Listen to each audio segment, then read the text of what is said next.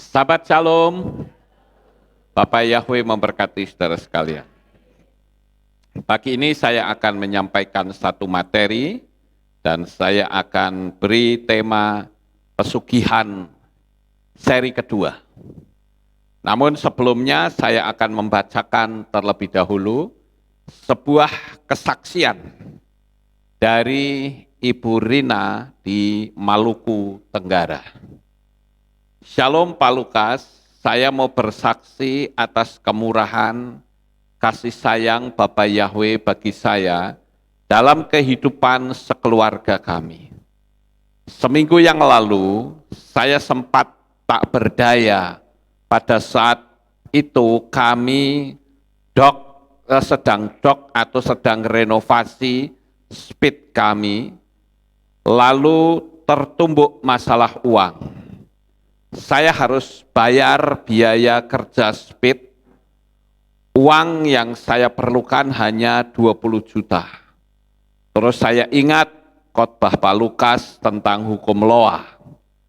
Saya berdoa kepada Bapak Yahweh dan saya mulai menulis 55 kali 5. Baru hari ketiga sudah ada jawaban. Dan saya teruskan menulis sampai hari kelima. Terima kasih Bapak Yahweh, saya sudah berhasil. Saya juga berterima kasih kepada Pak Lukas dan berdoa bagi Pak Lukas dan seluruh keluarga semakin diberkati.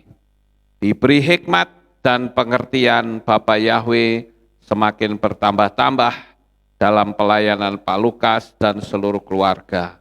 Agar kami yang ada di tempat yang jauh selalu dapat menikmati khotbah-khotbah Pak Lukas. Amin.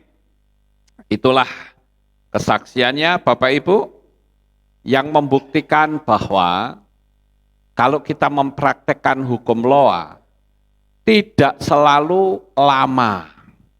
Itu tergantung vibrasi hati. Buktinya Ibu Rina ini dia mempraktekkan hukum Loa baru 3 hari sudah dapat jawaban.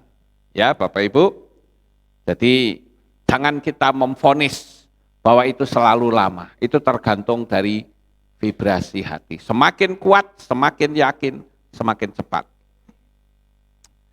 Haleluya. Baik, saya akan memulai materi saya yaitu tentang pesugihan. Ritual pesugihan ini saya fokuskan kepada tumbal orang lain, saudara-saudara. Memang kita melihat bahwa ada ritual pesugihan yang menggunakan ritual seks dan ada yang tanpa menggunakan ritual seks. Orang boleh milih yang mana. Di Jawa Tengah ini ada ya ritual yang menggunakan seksual. Saya nggak perlu sebutkan namanya, tetapi itu ada di Jawa Tengah. Nah, tumbal itu ya itu suka disingkat dengan DA, JU, JM dan lain-lain. DA itu artinya jual anak. JU artinya jual umur, JM itu artinya jual musuh. Nah jadi hati-hati saudara. Kalau ada orang yang main pesugihan, dia akan mencari orang yang memiliki kepahitan hati. Nah itu akan bisa diambil. Ya, kemudian ada lagi yang disebut TG atau tutup garbo. Ini menutup rahim istri, sehingga istri itu tidak punya anak. Namun sebelum saya lanjutkan cerita hal ini, saya ingin sedikit mengklarifikasi, karena ini kan ditonton ya seluruh dunia. Di luaran sana, ada seseorang yang menuduh saya, katanya orang itu sudah telepon ke saya, dan saya mengakui kalau saya punya kamar khusus untuk pemujaan ritual setan. Nah itu saya kira tidak benar ya saudara. Tempat saya itu terbuka, jemaat mau lihat kamar saya pun bisa. Ya, jadi kalau saya punya kamar ritual pemujaan setan itu di mana kira-kira? Ya, bingung saya. Ya, jadi saya tidak membela diri.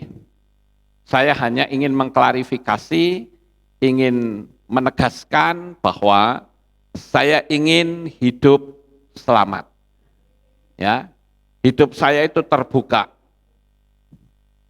Jadi sebuah keanehan kalau saya dituduh sebagai orang yang sudah ditelepon dan sudah mengaku kalau saya punya kamar ritual. Bahkan saya juga dituduh katanya melegalkan LGBT. Itu juga aneh ya. Bagi saya ini kesempatan untuk menjadi pelaku firman, yaitu apa? Melepaskan pengampunan dan tidak membalas fitnahan sekeji apapun. Saya ingin selamat, saya ingin hidup benar, saya ingin terus belajar untuk mendewasakan dan memberikan pengetahuan bagi jemaat.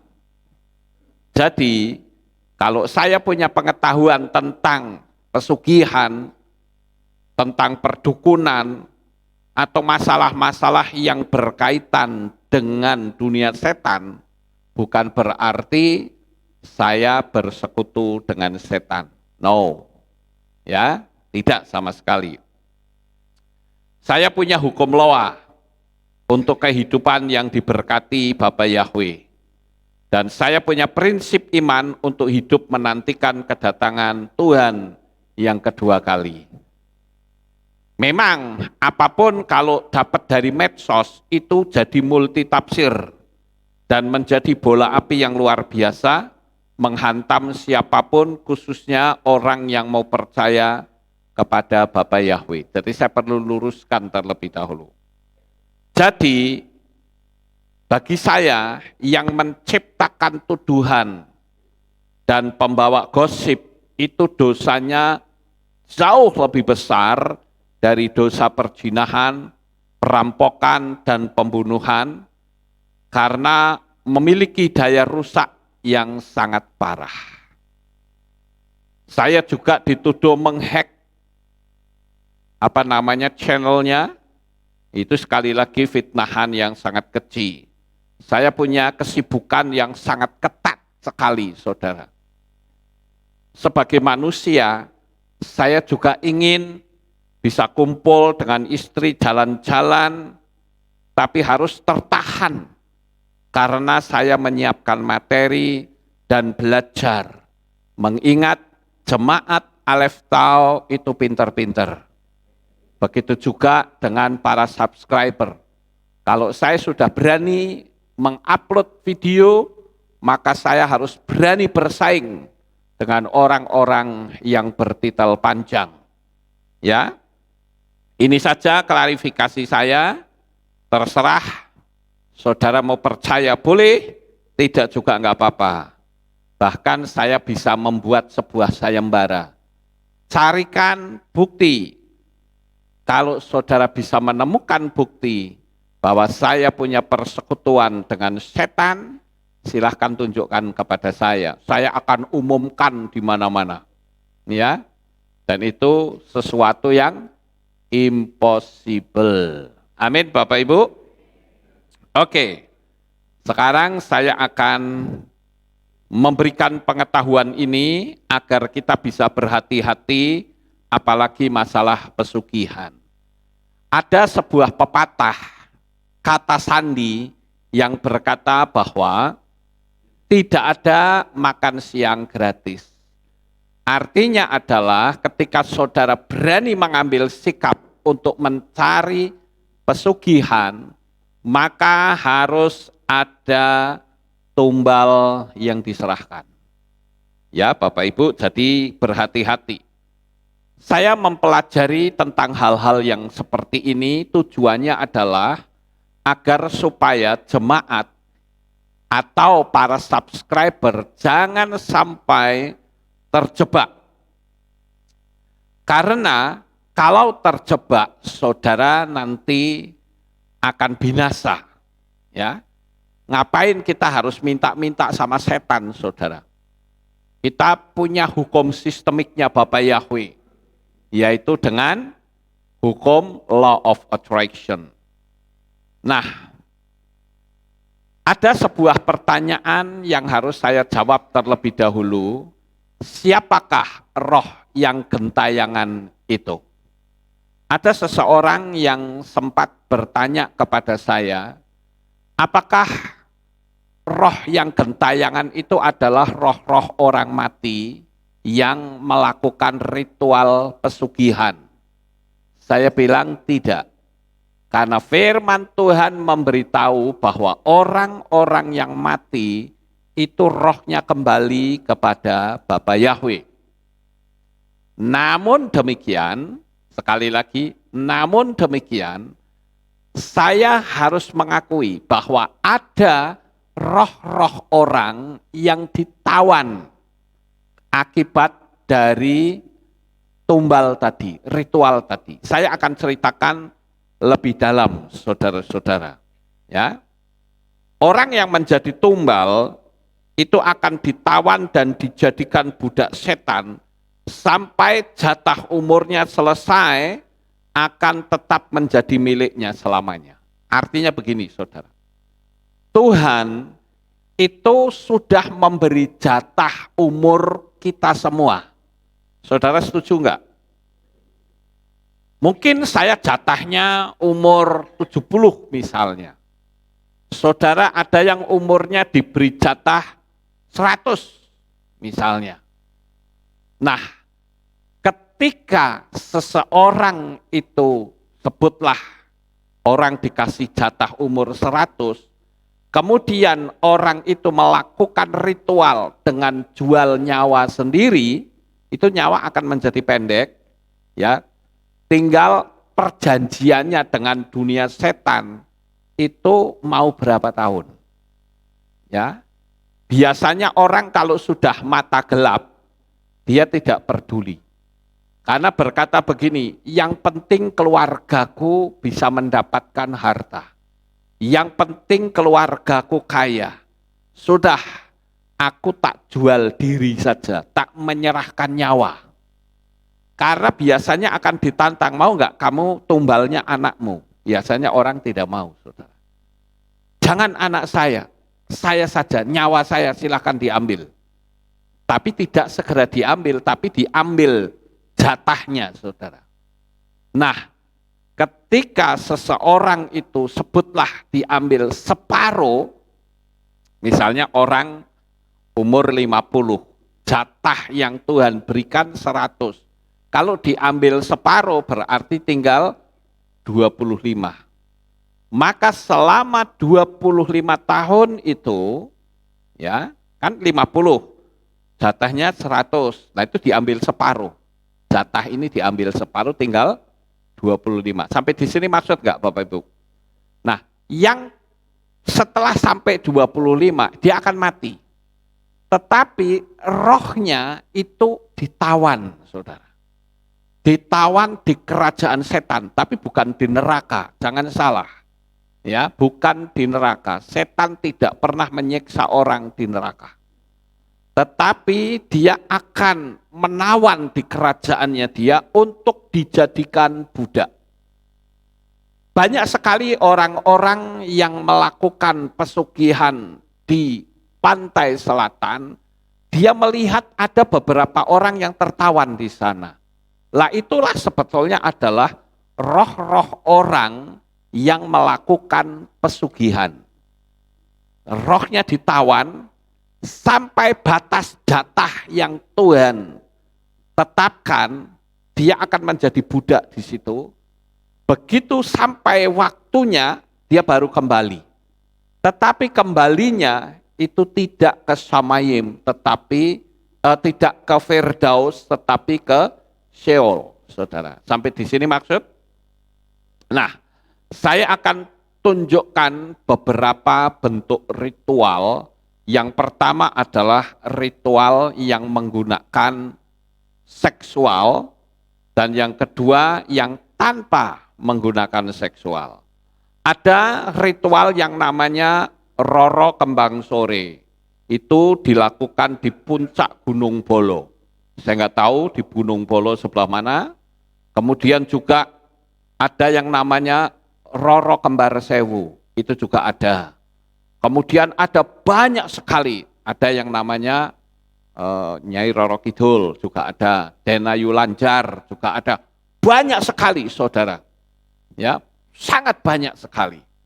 Tiap-tiap wilayah itu masing-masing punya tempat. Kalau saya bilang tempat di Denayu Lanjar itu di mana? Pantai Utara, daerah Pekalongan sana, saudara. Ya, tapi kalau saya bicara Denayu Lanjar, Nyai Roro Kidul, itu berarti di pantai selatan. Tiap-tiap daerah itu memiliki tempat-tempat pesugihan, termasuk yang ada di Jawa Tengah, ya, di Gunung Gunung Kemungkus atau Gunung Muria di sana ya ada, saudara. Itu ritual menggunakan seksual. Nah, sekarang ini pengetahuan itu bisa diambil. Kenapa saya bisa mendapatkan pengetahuan ini? Karena saya mempelajari orang-orang yang memberikan kesaksian yang pernah melakukan itu, bahkan sampai ada yang 8 kali, saudara. Dan memang kekayaannya luar biasa. Tetapi sekali lagi tidak ada makan siang gratis. Ya. Nah, dari apa yang saya pelajari, saya bisa bagikan kepada saudara sekalian, tetapi jelas saya tidak akan cerita secara detailnya. Karena saya tidak ingin ada orang yang di dalam Tuhan kecewa, lalu ikutan kayak begini. Saya tidak akan mau. Kemudian juga tokoh-tokoh dari juru kuncinya juga tidak saya sebut. Ya, tapi saya hanya cerita secara globalnya saja bagaimana mereka bisa melakukannya. Yang pertama adalah ketika seseorang itu sudah nekat untuk mencari pesugihan, maka orang tersebut akan datang ke tempat di mana ada juru kunci yang bisa membimbing dia untuk melakukan ritual, saudara-saudara. Tanpa juru kunci tidak bisa. Ya, di situ ada juru kuncinya yang membimbing dia. Oh, nanti harus begini, harus begini. Ya, jadi seperti itu. Yang pertama adalah syaratnya harus punya kamar khusus. Tidak harus di rumah sendiri. Ini yang nuansa seksual ya. Itu terlebih dahulu. Dia harus punya kamar khusus, tidak harus di rumah sendiri. Bisa di rumah kontrakan, bisa di taman atau di kebun, tempat kos, atau sewa di tempat wilayah pesugihan yang biasanya banyak terdapat di sana. Hanya diperlukan waktu, ada yang menggunakan pola 40 hari, tapi ada pula yang menggunakan pola setiap bulan purnama. Terserah polanya yang mana, dipilih tergantung dialog orang itu dengan juru kuncinya. Sampai di sini paham ya Bapak Ibu? Ini ritual mereka.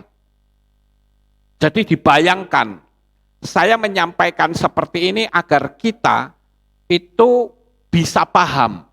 Kalau orang pingin kaya saja, dia rela menyerahkan semuanya.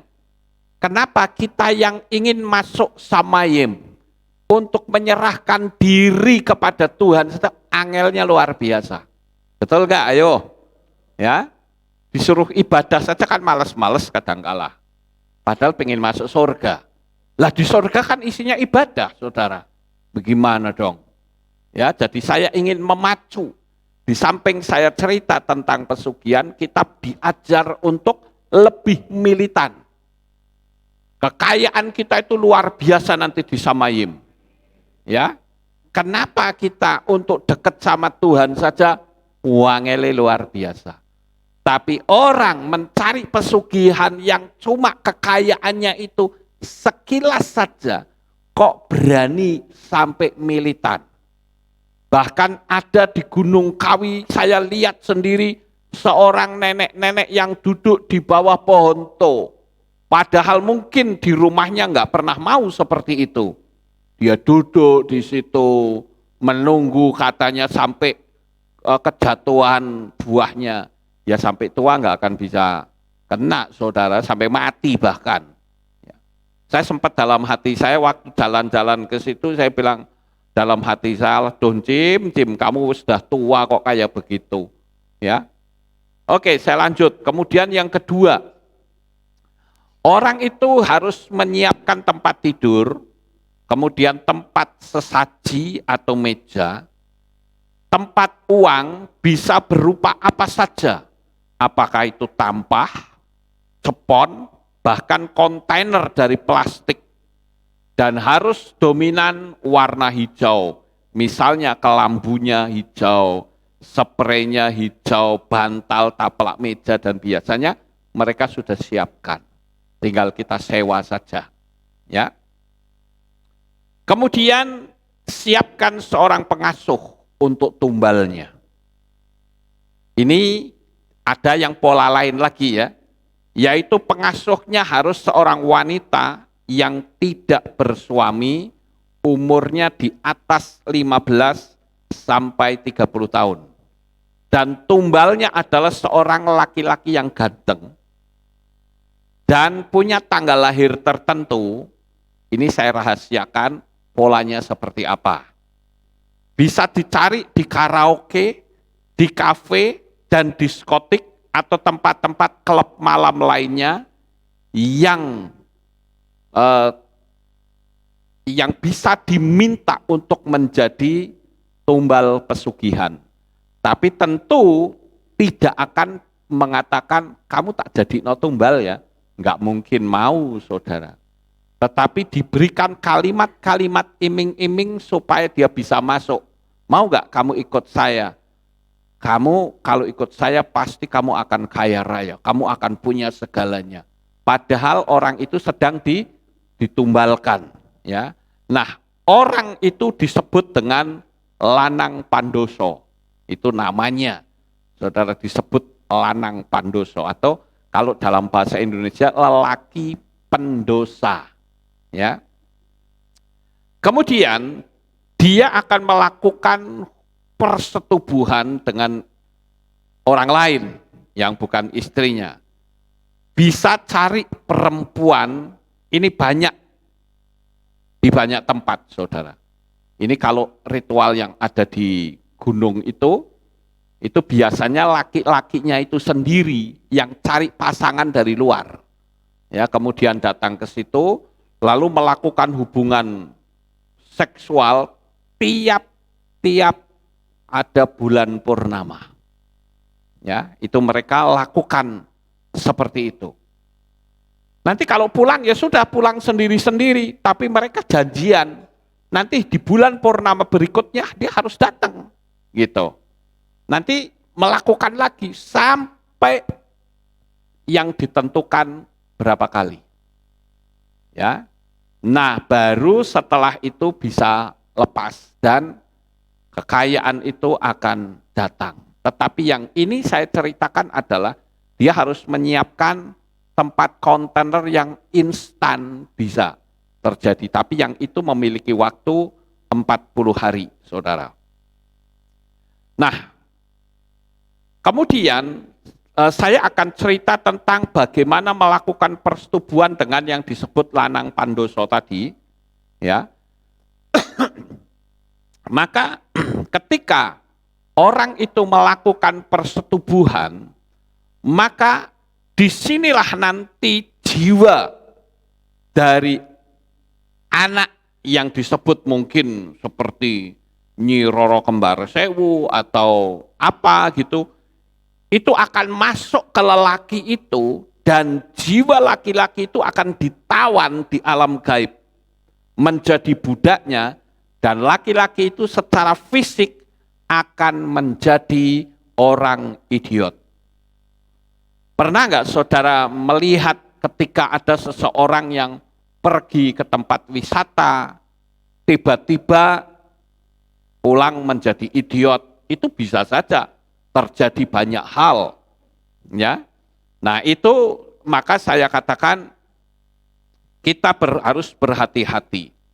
Sekarang yang kelima, setelah ritual itu terjadi, maka akan muncul harta berupa uang ataupun benda-benda emas lainnya yang sangat fantastis. Dan roh yang ditawan akan menjadi tumbal. Sekali lagi, dia tidak bisa gentayangan kemana-mana, karena tetap akan menjadi budak setan di kerajaan setan, mengabdi terus di situ sampai jatah waktunya habis dan dia kembali ke Seol. Nah, ada jenis pesugihan yang tidak harus melakukan persetubuhan, tetapi cukup melakukan perjanjian dengan setan, yaitu menyerahkan nyawanya sendiri, menyerahkan nyawa anak, yang saya sebut tadi jual anak, jual umur, jual musuh. Nah ini yang sangat saya harus kasih warning adalah adat jual musuh, saudara. Jangan sampai saudara ini menjadi orang yang gampang kepahitan hati pada orang lain. Orang-orang yang seperti itu bisa ditumbalkan, saudara. Hati-hati, ya. Kemudian ada lagi yang tadi saya sebut tutup garbo. Itu tutup rahim. Rahimnya siapa yang ditutup? Rahimnya istri. Jadi berhati-hatilah dalam menjalani hidup ini. Kebencian kepada orang lain akan menjadi celah berpijaknya energi setan dalam hidup saudara. Kenapa ada orang yang dengan mudah bisa diteluh atau disantet? Karena ada celah, yaitu adanya energi negatif dalam diri manusia. Energi negatif yang mana? Yang menjadikan sebuah celah, yaitu kemarahan, kekecewaan, keraguan, kebencian, dendam, lason hara, dan sebagainya. Nah itulah yang akan bisa membuat sebuah celah untuk kita ditumbalkan kepada orang lain. Bahkan saya katakan rezeki hidup kita pun bisa tertutup karena hal ini. Biasanya orang kalau sudah ditumbalkan seperti itu, ya, maka hidupnya itu akan sangat sulit untuk masuk dalam kebenaran. Sangat sulit. Dikasih tahu juga ngeyel, nggak mau tahu, saudara. Dikasih kebenaran, menolak kebenaran. Nah ini berhati-hati. Maka saya katakan kita ini ada di nubuatan zaman akhir. Buka hati selebar mungkin, ikuti pengajaran-pengajaran yang benar, yang sesuai dengan kitab suci.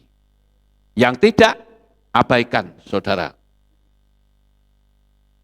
Dan saya katakan, memang ada roh yang gentayangan, tetapi itu bukan orang yang gentayangan, tetapi setan yang menjelma. Orang Jawa bilang itu membo-membo, ya, mengubah diri jadi orang tersebut yang menyerupai manusia. Kenapa seperti ini? Saya kasih tahu, saudara. Ketika manusia itu lahir, ya, ketika saudara melahirkan anak, maka begitu anak itu lahir, itu sudah ada setan yang menjadi pengawas anak itu sampai dia mati. Jadi kehidupan sehari-hari setan itu bisa tahu nggak, saudara? Tahu. Dan sekali lagi setan ini bisa mengubah diri. Wajahnya bisa menjadi sama seperti orang tersebut. Nah ini kita harus paham. Karena kalau tidak paham, kita anggap itu orang yang mati, yang gentayangan. Tidak, saudara. Sekali lagi, tiap-tiap orang memiliki setan pengawas untuk nantinya menuduh kita di kursi pengadilan Tuhan. Kenapa saya selalu mengatakan kalau kita sudah percaya Bapa Yahweh, cepat minta baptis pembaharuan. Kenapa? Karena ikatan kita dengan spirit yang lama itu harus diputuskan. Nah, setan itu akan mengikuti kita dari sejak kita lahir di dunia ini, sehingga dia tahu persis apa saja yang menjadi rahasia hidup kita dan kehidupan kita sehari-hari. Roh itu bisa menjelma, menyamar seperti kita. Jadi orang yang mati itu rohnya tidak bisa gentayangan. Yang gentayangan itu adalah setan yang menyamar menjadi diri kita atau orang yang kita kasihi. Saya mengambil dari kitab Kohelet atau kitab Pengkhotbah, dikatakan, maka debu akan kembali ke tanah seperti yang telah ada, dan roh kembali kepada Elohim yang telah mengaruniakannya. Perhatikan kalimat ini, roh kembali kepada Elohim yang telah mengaruniakannya. Kembali. Kenapa? Karena dia mati sesuai dengan waktu yang diberikan Tuhan. Atau memang dia mati karena kecerobohan, sehingga membuat dia mengalami celaka. Selama orang itu tidak ada urusan dengan dunia setan, maka dia akan tetap kembali kepada Bapa.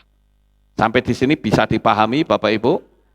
Artinya orang tersebut tidak ada dalam kondisi penawanan. Kenapa kok kembali?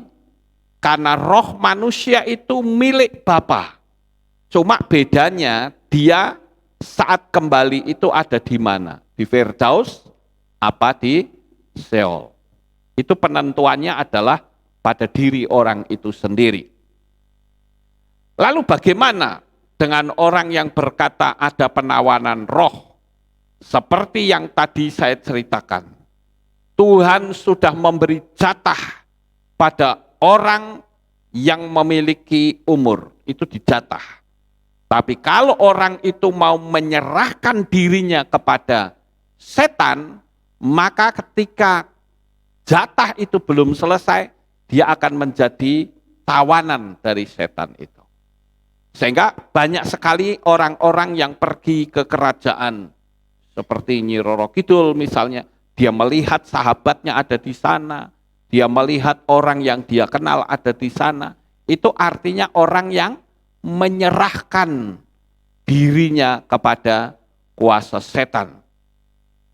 Jadi sekali lagi Bapak Ibu, kita sebagai umat manusia itu harus belajar untuk melakukan yang terbaik. Taburlah kehidupanmu dengan baik. Karena dengan kita menabur kebaikan, maka kita akan menghasilkan kebaikan juga. Kita hidup tidak lama. Jangan kita memusuhi siapapun. Ya, saya tidak peduli orang mau menuduh saya sekeji apapun. Saya tidak akan pernah mau memusuhi. Dan saya bersyukur hati saya itu tidak terjadi apa-apa. Ya, artinya gini, orang mau ngomongin saya jelek, ya silahkan. Orang mau memfitnah saya dengan cara keji, ya silahkan. Jawaban saya tetap satu, emang gua pikirin. EGP, saudara. Orang nggak setuju EGP, juga tetap jawabannya, emang gua pikirin. Ya, saya punya kehidupan sendiri, saya akan waspada sendiri, saya tidak peduli orang punya pendapat apapun tentang saya, yang penting saya mau hidup benar. Apa yang saya dapatkan dari Tuhan, saya bagikan kepada jemaat yang saya kasihi. Dan selalu dalam doa saya adalah agar Bapa Yahweh memberkati semua subscriber channel saya dan channel Kehilat Aleptau, hidup mereka, harapan saya dinaikkan terus. Tidak ada satupun yang hancur. Itu doa saya tiap-tiap hari, saudara. Karena saya sebagai seorang gembala, saya punya tugas. Jangan sampai hati saya ada pahit atau cacat dengan orang lain. Saya takut, karena ini masa kedatangan Tuhan itu betul-betul di depan mata kita. Jangan sampai saat kita dalam keadaan cacat hati, ternyata Yesua datang. Maka kita akan nyemplung di Seol selama-lamanya. Melalui materi ini, saya ingin saudara lebih sungguh-sungguh lagi dengan Bapa Yahweh. Kalau orang yang hanya mencari pesugihan yang umurnya nggak lama saja, mereka berani militan, masa kita yang sudah diselamatkan, kita sudah mendapatkan kepastian untuk masuk ke Shamayim yang kekal, masa kita tidak mau sungguh-sungguh. Pergunakan talentamu yang ada, pergunakan dengan sebaik-baiknya, karena talenta yang kau miliki harus dipertanggungjawabkan di hadapan Tuhan. Sukses besar untuk saudara. Bapak Yahweh memberkati. Haleluya. Kita tunduk kepala, kita akan berdoa. Kami mengucapkan syukur dan terima kasih ya Bapak. Pada pagi hari ini kami telah mendengarkan renungan firman. Apa yang bisa kami petik di dalamnya adalah kami harus lebih sungguh-sungguh lagi. Kalau orang yang mencari harta yang sebentar akan berlalu saja, mereka bisa lebih sungguh-sungguh dan mau mengabdi kepada setan. Terlebih lagi kami ya Tuhan. Kami sudah dijamin keselamatannya. Kami akan menjadi mempelai-mempelaimu yang memiliki kekuatan cinta yang takkan pernah terputus kepada Bapa Yahweh di dalam Adonai Yeshua HaMashiach. Terima kasih Bapa, meteraikan firman ini di dalam hati umat-umatmu. Di dalam nama Adonai Yeshua HaMashiach kami sudah berdoa. Amin. Haleluya. Kita akan dengar pengumuman. Shalom, berjumpa kembali dalam Aleph Tau Update News. Berikut kami sampaikan pengumuman minggu ini.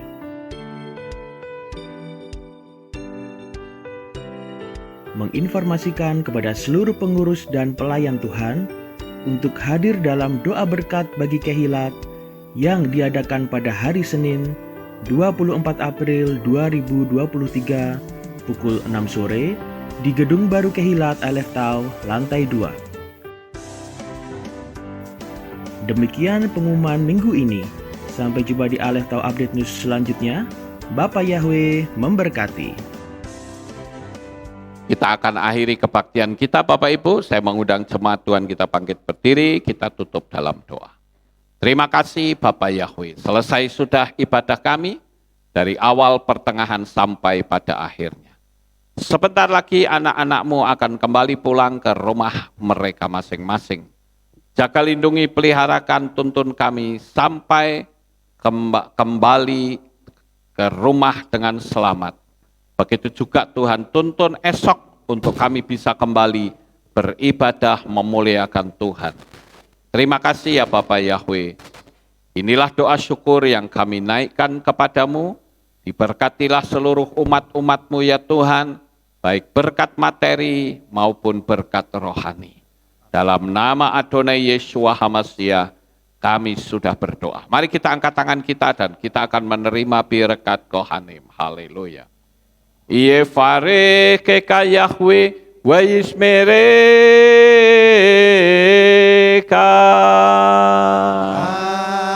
Amen. Ken yehi rotso. Yair Yahweh panau eleka. Wihuneka.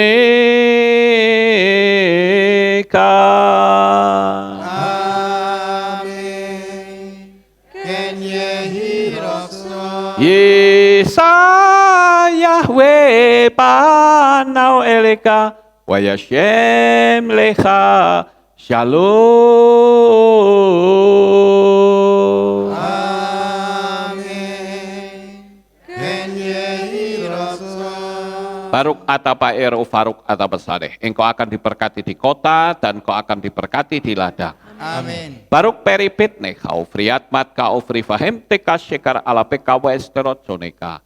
Diberkatilah buah kandunganmu, diberkati hasil bumimu, diberkati hasil ternakmu, anak-anak lembumu dan anak-anak dombamu. 아멘. Baruk tan akau misyar teka diberkatilah bakulmu dan tempat adonanmu. 아멘. Baruk ata boboy kau faruk ata berseteha dan kau akan diberkati pada waktu engkau masuk dan engkau akan diberkati pada waktu engkau keluar. 아멘. Baruk ata Yahweh Elohenu melek haolam Beshem Yeshua Hamasya Waruah HaKodes Kile Olam Faed.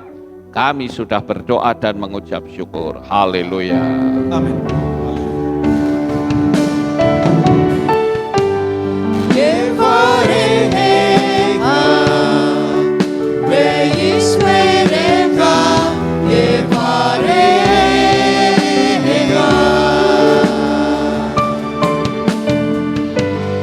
야엘 야훼 아나엘레가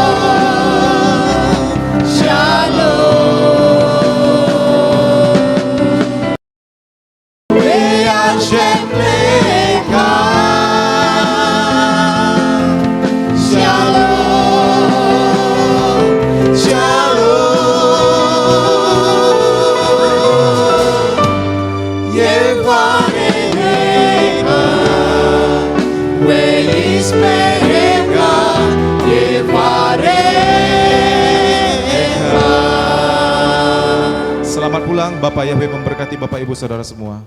Sahabat Shalom. Amin. Yang Maha Kuasa, terima kasih atas kehadiran Bapak Ibu Saudara sekalian dalam ibadah bersama kami di Kehilat Alef Tau Magelang.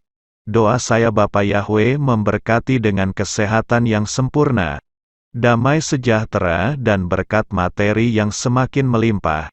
Kami menunggu kembali kehadiran Bapak Ibu Saudara sekalian pada jam yang tersedia. Hari Sabat jam 5 pagi, hari Minggu jam 6 pagi, hari Rabu jam 6 sore. Siap sedialah sebagai mempelai Hamasya untuk menyambut kehadiran mempelai pria kita yaitu Adonai Yeshua Hamasya di awan-awan yang permai. Amen lehitraot. Shalom, sampai jumpa kembali.